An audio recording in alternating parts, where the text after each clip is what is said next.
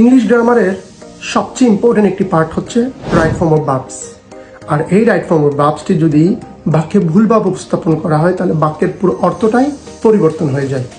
তাহলে আজকে আমরা জেনে নেই কোন বিষয়গুলি আমরা ভালোভাবে আয়ত্ত করতে পারলে রাইট ফর্ম অফ ভার্ব আমরা খুব সহজভাবে ধরে নিতে পারবো। প্রথমত আমাদের জানতে হবে টেন্স। বাক্যে ঘটনাটি কখন ঘটছে, প্রেজেন্ট, পাস্ট নাকি ফিউচার। দ্বিতীয়ত আমাদের জানতে হবে সাবজেক্ট, সিঙ্গুলার নাকি প্লুরাল।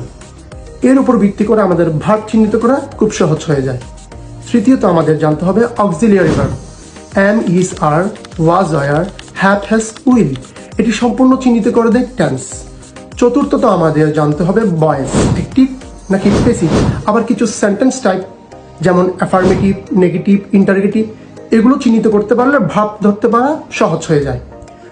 তবে হ্যাঁ, ভার্বের কিছু ইরেগুলার ফর্ম আমাদের মুখস্থ করতে হবে, যেমন go, went, gone, eat, ate, eaten, যা আমরা ছোটবেলায় অনেকবার পড়েছি। তাহলে সংক্ষেপে বললে tense, subject, auxiliary verb, voice, irregular forms, এই বিষয়গুলো আমরা যদি ভালোভাবে আয়ত্ত করতে পারি তাহলে আমাদের জন্য রাইট ফর্ম অফ ভার্ব হবে অনেক সহজ।